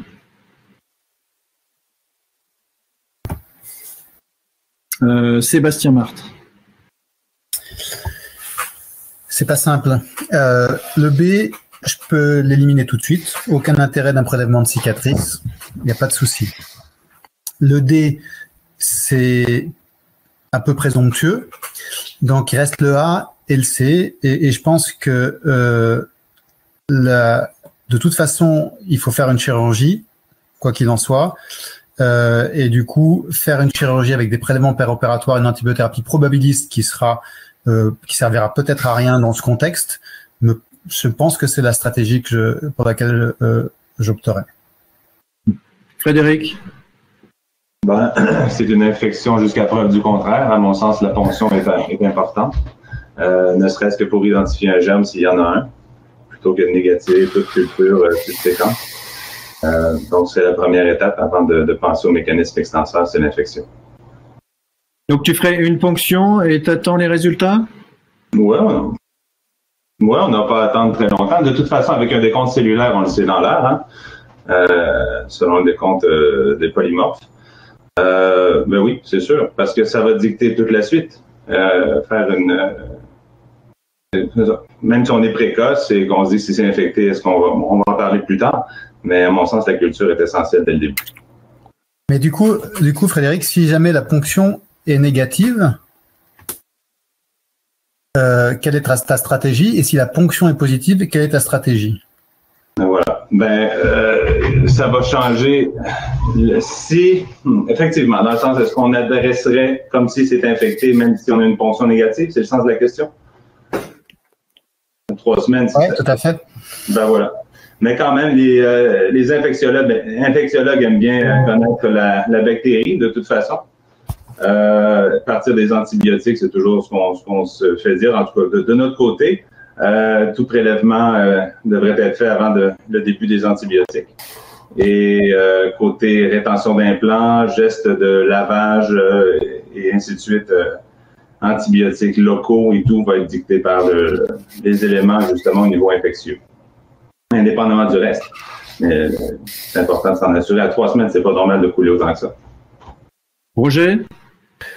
Oui, alors bon, je comprends le raisonnement de Sébastien, mais de notre côté, je me dis que je partirai pas sans savoir exactement si c'est infecté ou pas, et pour 2 raisons. La première, c'est que il va y avoir une discussion avec le patient forcément, et il faut informer le patient de la façon la plus précise possible. Et puis la deuxième raison, c'est que j'aime bien partir en sachant exactement ce que je vais faire. Donc du coup, je ferai la ponction, c'est sûr, et ce d'autant qu'il a quand même un certain nombre, mais en particulier sa valeur de CRP, qui, si à un moment donné, d'un point de vue médico-légal, il y a un souci, ça risque de nous retomber un peu sur le nez. Donc voilà pourquoi je ferai la ponction, sachant que de toute façon, on est bien d'accord sur le fait qu'il va falloir faire quelque chose pour Mais dans quel délai, du coup, donc tu fais la ponction et dans quel délai tu l'opères? Le plus vite possible, c'est-à-dire que c'est ce que disait Frédéric, hein, on a une possibilité de savoir déjà au comptage s'il y a quelque chose ou s'il n'y a rien. Et ensuite, on peut se donner 4 jours pour faire la chirurgie d'une rupture d'appareil extenseur, c'est pas grave. Déjà à J4, s'il y a pas de germe, on peut laisser en culture en disant que d'un point de vue probabiliste, il semble pas qu'il y ait d'infection, quoi. En revanche, si à J4 on a des germes, on aura la certitude qu'il y a une infection associée. Et à ce moment-là, on peut opérer rapidement le patient à la fois pour son problème infectieux et son problème de rupture d'appareil extenseur. Donc je traquerai quand même l'infection. Ne serait-ce que pour le savoir et pour en parler avec le patient, quoi. Moi, juste une David, remarque. oui, vas-y. Sur le compte cellulaire, quand on se retrouve avec une hémarthrose comme ça, le compte cellulaire, en général, on se retrouve avec des biologistes qui nous disent il y a trop de cellules de globules rouges, je suis incapable de faire un compte cellulaire correct. C'est vrai. Oui, tu as raison. Mais d'un autre côté, on n'est pas dans l'urgence, rupture appareil extenseur, lâchage de vaste interne à 4 jours. Si on attend jusqu'à 4 jours de plus, c'est pas très grave, quoi. Parce que la réflexion, c'était plutôt de me dire pourquoi pas faire une ponction, mais de toute façon, ça ne te privera pas de faire une chirurgie avec des prélèvements profonds. Éventuellement, comme il est toujours pas cicatrisé, potentiellement, tu peux changer les pièces mobiles parce que dans ta stratégie, en pratique, ça ne te coûte pas grand-chose. Tu feras des prélèvements, tu mets des antibiotiques. C'est pas parce que la ponction articulaire est négative qu'il faut rien faire après. C'était ça le sens de ma remarque. Bien sûr. Sébastien, que dit le cryohack? Ouais, c'est ça. Là, t'es pas dans le cadre d'une infection complexe, donc tu as pas besoin de solliciter le cryohack pour ça. Non, c'est vrai, hein. Tu as vu qu'on ne t'a pas sollicité pour ce patient. Non, mais là, tu vois, il faut pas se dire. Là, il y a un doute sur une infection aiguë. Je suis d'accord avec le raisonnement que ponctionner, ça, quelque part, on se dit ok, on a fait ce qu'il faut. Je suis d'accord avec ce qu'a dit Seb, c'est que s'il y a une grosse hémarthrose, le compte cellulaire va pas être contributif. Hein, il faut se souvenir que sur les infections aiguës, c'est pas les mêmes références que sur les infections chroniques. Hein, on va être plutôt à 10 000 qu'à 2000 ou 2005. Par contre, l'examen direct, si ça te montre plein de germes, ça c'est quand même intéressant de le savoir. Je pense que je l'aurais ponctionné en consultation, cette patiente. J'aurais fait comme Fred, et après j'aurais fait comme vous, c'est-à-dire que je me serais dit il faut que je l'opère et que je la considère comme infectée jusqu'à preuve du contraire. Donc j'aurais changé les pièces mobiles et j'aurais fait ce que je pouvais pour cet appareil extenseur qui a l'air capricieux. Mais voilà, et il y a pas là c'est une situation qu'on peut gérer sans avoir besoin de l'avis du cryohack. Bon, juste là, c'est un peu la vue sous anesthésie, hein, donc on va plus recentrer. Enfin, on va parler de ce problème d'écoulement, mais voilà un petit peu la patella qui est bien luxée en externe. Est-ce qu'on a un peu d'informations sur les gestes lors de la chirurgie index? Relâchement latéraux ou autres? Il n'y a pas eu de section d'aileron externe, voie interne mid-vastus, de mémoire c'était une petite laxité interne résiduelle, mais pas de geste rotulien comme une section d'aileron externe ou si c'est ça ta question. La rotation fémorale et tibiale. Un plateau mobile. Oui. Mais ça change rien, ça. Si, le plateau de la rotation tibiale, c'est moins important. Ouais, c'est pas prouvé. Quand même. Que le plateau mobile améliore la course rotulienne. Non, mais c'est moins important. Et la rotation fémorale? Là, c'est technique, on va dire, référence postérieure. Donc, basée sur les condyles avec 1 ou 2 degrés de rotation externe dans la coupe postérieure.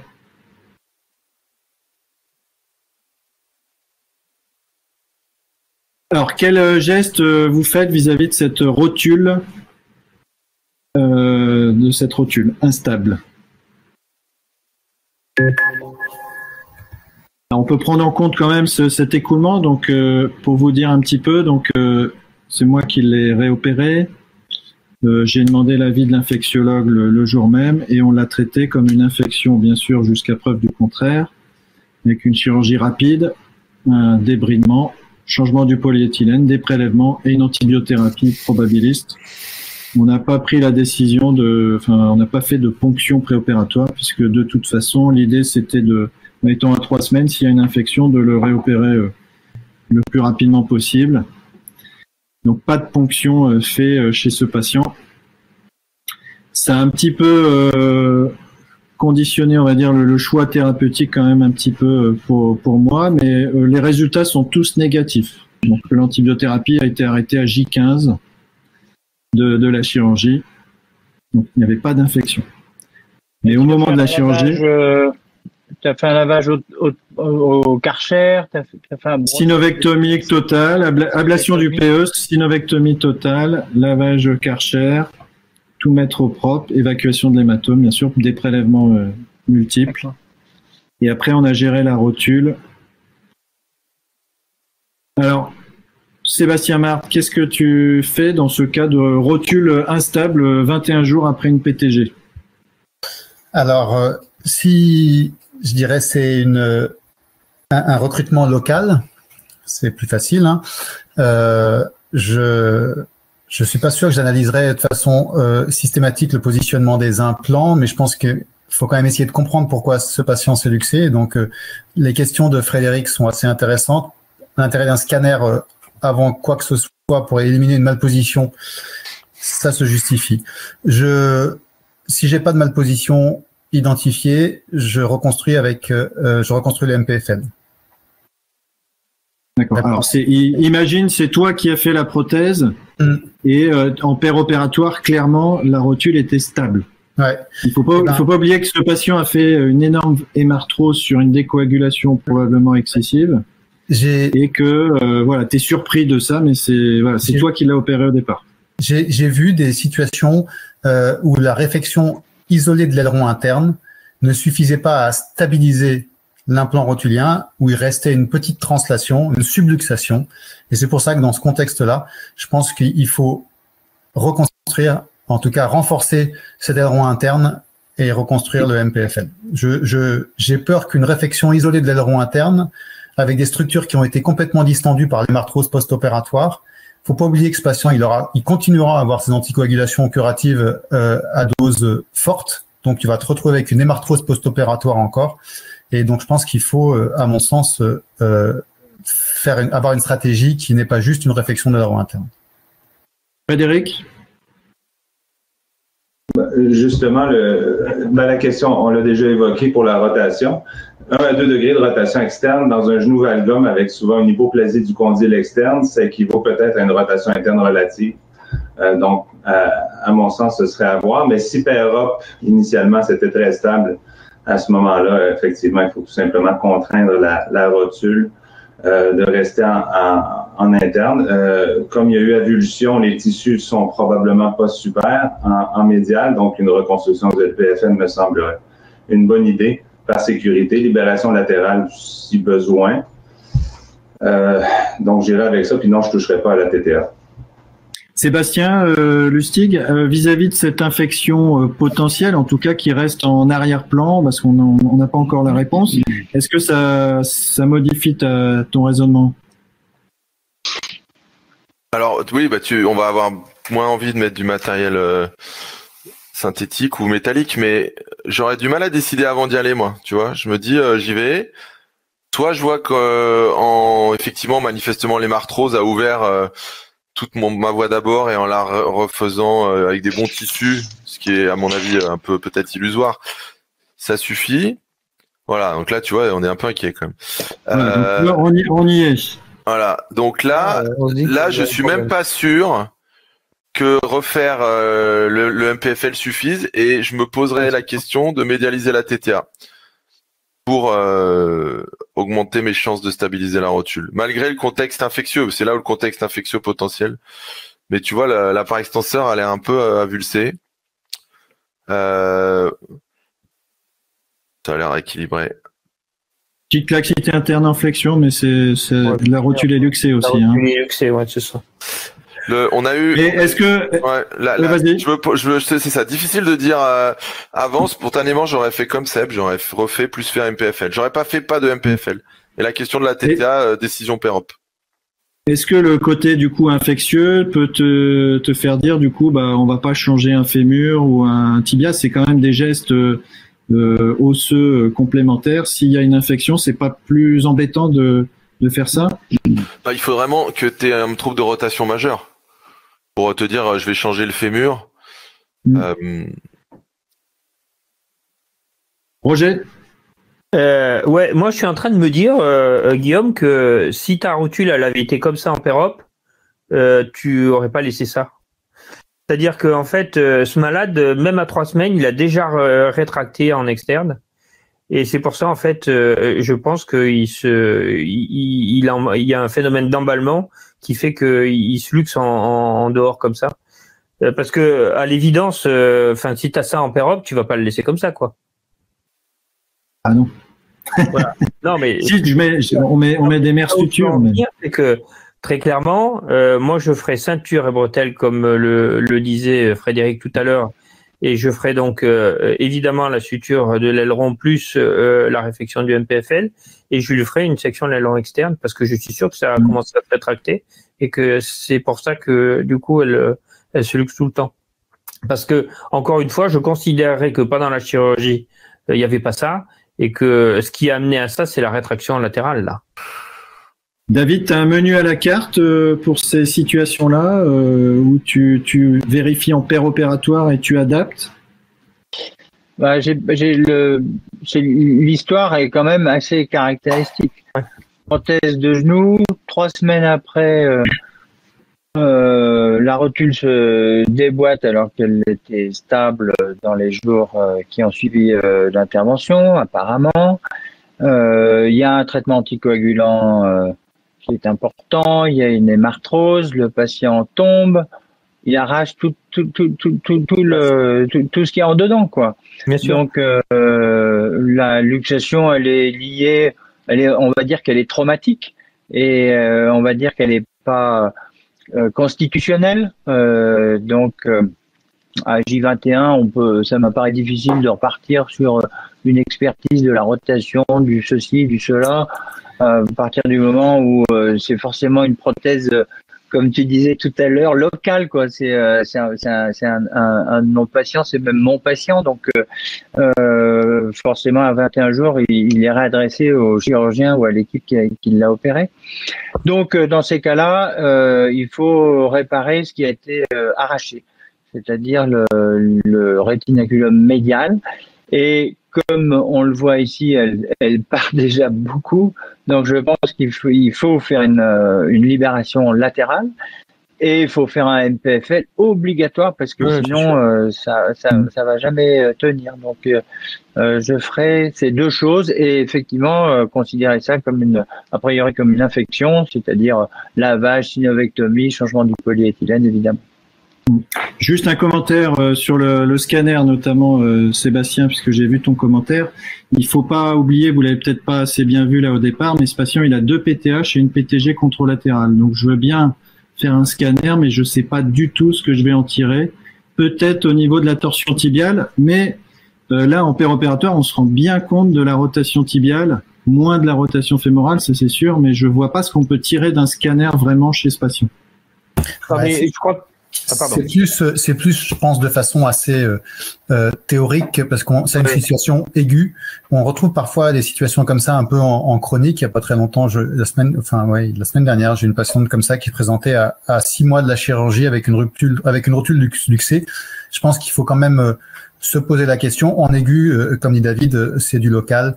On sait ce qu'il en est et c'est pas du tout le même contexte. Voilà. Voilà, c'est sûr qu'en chronique, là, je suis d'accord avec toi, c'est ça le message, la situation est différente. Il faut prendre le temps de faire ce scanner, mais là, avec ce contexte peut-être infectieux, plus les prothèses sur toutes les articulations sous-jacentes et contralatérales, il n'y a pas eu de scanner de fait.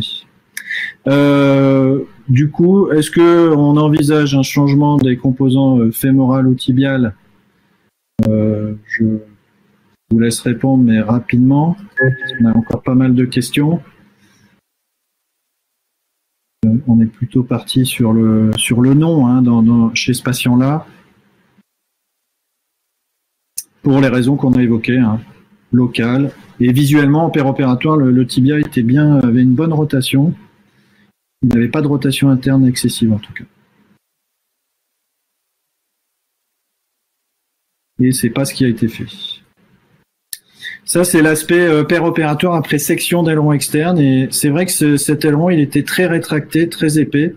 Et d'emblée, en libérant le bord externe du tendon rotulien, la rotule, et en remontant vers le vaste externe, et ben la rotule, on pouvait la centrer facilement, sans mettre d'effort sur la griffe ou juste en mettant un petit point. Elle était centrée, cette rotule. Donc ça, c'était quand même intéressant en péropératoire de voir que cette rotule, elle était facilement recentrable avec une libération externe.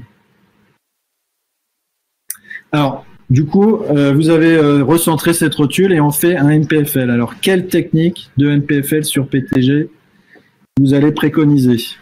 Là, il y a plusieurs possibilités. Réponse A, vous prélevez un ischio et vous faites fixation partie molle à la rotule et au fémur. Réponse B, vous prenez un ischio et vous faites un tunnel fémoral, donc fixation osseuse au fémur. Ou alors, vous faites une fixation osseuse à la rotule. Réponse D, un ischio avec des tunnels de part et d'autre, hein, donc tunnel fémoral et tunnel rotulien. Je vous rappelle, la rotule est resurfacée. Réponse E, un MPFL avec le tendon quadricipital. Et réponse F, ça c'est pour toi Roger, un MPFL synthétique. David a dit qu'il prélevait jamais les ischios, hein, donc je pense que ABCD, hein, on peut enlever hein, déjà. Non, j'ai dit que je ne prélevais pas les ischios pour renforcer, hein, un cadrage. Je trouve ça, mais j'ai horreur. Ouais, alors là, c'est quand même. Et je t'assure que quand tu reprends un patient qui a eu ça, tu retrouves le joli gracilis ou le joli demi-tendineux, mais pas du tout intégré, quoi. Mais pas du tout intégré. Qui sert à rien, quoi. Alors, vous voyez, tout le monde a répondu un peu différemment. Hein. Roger, t'es pas tout seul, hein, c'est bien. Hein. Ouais. Plusieurs reconstructions MPFL synthétiques. Sébastien Martre. Il y a la famille de Roger qui est connectée, c'est pour ça. C'est vrai, ils sont 4. Seb Martre, qu'est-ce que tu ferais, toi, comme si tu fais un MPFL, hein, d'ailleurs parce que... Moi, j'étais parti sur ça, comme je te l'avais dit, et je prends la réponse E. TQ. Pour la fixation rotulienne un petit peu automatique. Exactement. C'est une rotule qui a été resurfacée. J'ai pas, ça évite de rajouter des tunnels dans la rotule. La fixation partie molle, j'ai pas cette expérience. Je trouve que la MPFL avec le tendon quadricipital on a une résistance qui est assez rassurante, on va dire, contrairement aux ischios qui de temps en temps sont un peu grêles. Voilà. Frédéric. J'irai avec des ischios. La rotule, je sais pas si on a bien vu la quantité, l'épaisseur disponible là, pour passer, pour faire un. Elle n'est pas très épaisse, la rotule. Ouais. Donc là, faudrait y aller. Non, il n'y a pas d'épaisseur osseuse importante. Bon, donc ça rend difficile une fixation osseuse à la rotule. D'ailleurs, qui est une des raisons pourquoi des fois de resurfacer la rotule, ça coupe des ponts quand on a des complications. C'est un bel exemple. Donc, fixation de tissu mou, j'imagine, autant que possible au niveau rotulien. Roger? Bon, alors, moi, je voudrais pas croire, que vous croyez que je suis un dingue du synthétique, puisque j'ai parlé du Hansen tout à l'heure. Mais, alors, en l'occurrence, sans l'ombre d'un doute, je ferai un MPFL synthétique, pour plusieurs raisons. D'abord, parce que on est vraiment pour moi dans la neutralisation d'un problème aigu sur une rupture et un lâchage du système interne. Donc c'est un peu le même principe si tu veux qu'un appareil extenseur. Hein, c'est en fait juste pour neutraliser la suture que tu vas faire au niveau de l'aileron. Que surtout par cette technique qui est typiquement tissu mou sur le fémur et sur la rotule, je m'affranchis complètement des problèmes de tunnel et en particulier de fragilisation éventuelle de la rotule. Voilà. Et bon, dans l'expérience que j'ai de ça rend bien servi. Mais c'est en train de se faire là. Mais j'ai un tort, c'est de pas l'avoir publié, mais la publication devrait venir dans l'année qui vient. Là. Mais ça marche très bien. Franchement, je peux vous assurer que c'est extrêmement simple. C'est pas du tout. Il n'y a pas de préjudice lié au prélèvement, etc. Et il n'y a évidemment aucun problème lié au tunnel, ce qui, dans ce cas particulier, est encore plus important que dans l'instabilité rotulienne classique, quoi. David, l'audience évoque un MPFL dynamique ou technique avec détournement actif d'un ischio-jambier. J'ai pas tellement l'expérience de ça. En revanche, dans les prothèses de genoux, moi je ferais un demi-tendineux, donc plutôt le gros tendon, et je le passe dans le tendon du quadriceps plus le surtout pré-rotulien pour pas faire de tunnel au niveau de la patella, et je le passe au niveau du troisième adducteur. Parce que ça fait vraiment une belle fixation. On le règle à peu près comme on le souhaite. On surtensionne pas, ça c'est certain. Et on fait pas de tunnel osseux sur une prothèse, parce que ça j'aime pas tellement. Donc je ferai la partie A. Sébastien Lustig. TQ avec une double fixation au fémur, comme on l'a publié il y a pas très longtemps, parce que la vis résorbable, ça marche pas. Là, c'est pas de bonne qualité, donc faut mettre un endobouton en cortical de l'autre côté, et là, ça bouge pas. Et dans ce cas-là, il y a quand même pas mal d'os au fémur. Non, je ferai un TQ. Ok. Tu trouves pas que le tendon quadricipital est parfois court pour faire un MPFL? Alors non, on n'a pas eu de. Tu peux le prélever assez haut et non, on n'a pas été. Alors sur des prothèses, hein, je parle, David, sur les rotules natives, on va pas faire ça. Mais sur les prothèses, non. Et avec l'artifice de l'endobouton, finalement, on n'a pas besoin de temps de tunnel, de temps dans le tunnel, et ça, effectivement, ça fonctionne pas mal. D'accord. Alors moi, j'ai prélevé un ischio qui était de bonne qualité, 30 cm. Le DT était joli. Moi, ce qui m'a influencé, j'aime bien le TQ aussi. C'est une technique que je fais aussi parfois. Mais je voulais éviter en fait de faire un tunnel osseux chez ce patient où je savais pas ce qui se passait. Donc, en tout cas, ça m'a un petit peu influencé. Je ne sais pas si c'est à tort ou à raison, mais là, on avait quand même une bonne fixation côté fémur, en passant au niveau de l'adducteur. Et ça, c'est l'aspect après suture et suture de l'aileron interne et passage du MPFL en partie molle. Les tissus sont très épais, on peut passer facilement en partie molle. En tout cas, il n'y a pas eu de difficulté. Là, en faisant revenir le DT sur lui-même, ça donnait quelque chose de visuellement et au testing bien solide. Là tu avais une bonne longueur de tendon, quand même. Oui, il fait 30. Après, c'est vrai que si le prélèvement est raté ou trop petit, dans ce cas-là, j'hésiterai pas à prendre un TQ. C'est pas quelque chose qui me pose en soi un problème. Ou tu peux prendre c'est très joli, franchement. Non, mais là, c'est vrai que c'était bien.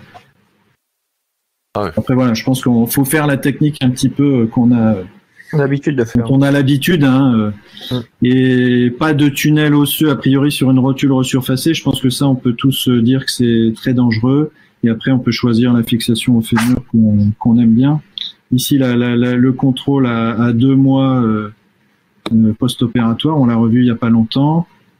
La rotule est effectivement un peu fine. Peut-être que ça a favorisé l'instabilité ou pas. David, qu'est-ce que tu en penses ? Faut regarder la mesure. Je suis pas sûr qu'elle soit très fine, mais. Oui, remarque, ça restaure peut-être ça, j'ai pas mesuré. Ouais. Il avait une rotule assez épaisse en pré-op et il se retrouve avec une rotule qui a l'air conventionnelle. Et la fixation avec.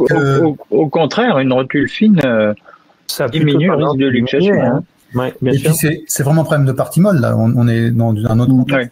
Et la fixation par des encres, c'est même combat, on est d'accord avec quand une rotule est resurfacée, pas de fixation osseuse, indépendamment de la stratégie tunnel ou encre. Ouais, c'est ce que pense aussi. Ouais. Tout le monde est d'accord avec ça? Et Guillaume, il n'a pas été resurfacé de l'autre côté, et du coup, tu l'as resurfacé là sur une habitude ou parce qu'il y avait une raison particulière? Il n'a pas été opéré ici, hein, de l'autre côté, et il a été opéré ici que du gauche, et c'est vrai qu'on resurface quasiment toutes les rotules, hormis les rotules très très fines ou pathologiques. Et il n'est pas très content de l'autre côté. C'est pour ça qu'il a changé de chirurgien. Il a eu raison parce que il a eu un très bon résultat. Bon, je suis désolé, on va passer le dernier cas parce qu'il faut finir cette session. Bon, ici, vous voyez, il y a dans cette étude publiée en 2014 quelques facteurs de complications, hein, le mauvais alignement de l'appareil extenseur, résection excessive de la patella, moins de 12 mm pour le risque de fracture, tous les antécédents chirurgicaux, la patella bas, les maladies systémiques, l'obésité, ça c'est un facteur important, hein, de complications rotuliennes, les rhumatismes inflammatoires, diabète et les antécédents de traitement corticoïde et et les infiltrations. Et je voulais vous poser une dernière petite question à chacun. Je voulais que vous nous donniez vos 3 astuces pour éviter une complication rotulienne lorsque vous faites une PTG de première intention. On va commencer par, dans l'ordre, hein, Sébastien Martre. Quand tu fais une prothèse, c'est quoi les 3 points importants pour toi?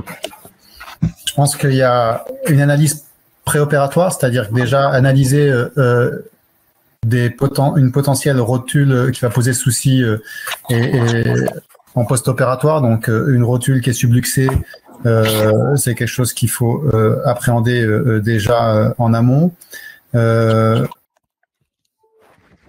Être assez rigoureux dans la rotation à la fois de l'implant fémoral mais aussi de l'implant tibial. Attention à la rotation interne, notamment des plateaux fixes. Tu fais un scanner préopératoire pour reproduire cette rotation? Non. Et dernière chose, le testing final, c'est-à-dire que il faut pas partir et fermer une prothèse de genou si on a l'impression que la rotule est pas stable, en disant de toute façon avec la fermeture, ça va aller. Ok. Frédéric? D'accord avec la rotation des composants. J'aime utiliser un composant tibial qui n'apporte pas de contrainte rotatoire. Très important pour moi aussi d'éviter l'encombrement antérieur, donc de choisir une taille, d'avoir une coupe antérieure qui est le plus près possible de la corticale en évitant la taille. Et effectivement, le no-time test ou le testing, s'assurer avant de fermer que la rotule, en fait, qu'on n'a pas besoin de fermer pour que la rotule reste bien centrée. Roger, 3 astuces. Je crois que tout vient d'être résumé, hein, très clairement. Moi, je dirais autre chose aussi, c'est pour le resurfaçage de la rotule. Bon, je le fais dans mon expérience, moi, systématiquement, sauf quand on a des rotules qui sont trop fines. Et là, je pense qu'il faut résister à la tentation. Et notamment dans les chondrocalcinoses où on a des rotules qui sont quelquefois extrêmement fines, où il faut pas prendre le risque de resurfacer et de créer alors un risque de fracture de rotule. Autrement, d'accord sur tout ce qui a été dit avant, quoi. David? Oui, respect de l'espace antérieur, c'est-à-dire l'épaisseur de la patella qui doit être avant et après resurfaçage si on fait un resurfaçage identique, mais également prendre en compte l'épaisseur de la trochlée. Des fois, on a des trochlées très épaisses et des fois, on a des trochlées qui sont flush avec la corticale antérieure. Évidemment, les rotations fémorales et tibiales sont importantes et l'alignement de la trochlée dans l'axe fémoral anatomique est un élément pour moi bien important. Sébastien? Une seule chose à faire, hein, très simple. Le 11 novembre, à Softcode, conférence d'enseignement, comment assurer la course rotulienne dans les PTG. Si vous venez, je serais ravi de vous parler de ça. C'est prévu. T'as oublié quand même la chose la plus importante avant la Softcode, c'est de venir à la Patella, bien sûr. 24 septembre 2022. Hein, dans 3 semaines, ça c'est avant la Softcode. Et j'ai une dernière petite question pour vous, hein, un sondage pas facile à répondre. Hein. Est-ce que vous avez prévu de venir à Lyon du 22-24 septembre? Réponse A, bien sûr, je suis inscrit. Réponse B, c'est prévu, mais je dois m'inscrire. Voilà, je vous laisse répondre et je vous remercie tous, les participants, les orateurs. Vous avez été brillants et on se retrouve dans 3 semaines. Quand je publie le sondage. Hein, quand même. À très bientôt à Lyon alors. Il y a quand même pas mal de gens qui doivent s'inscrire, hein, donc allez-y. Allez. Vous avez vu, on est en forme, hein, ça promet, hein, dans 3 semaines. Ça promet de forme. Allez, au revoir les amis, merci. À bientôt. Au revoir, merci.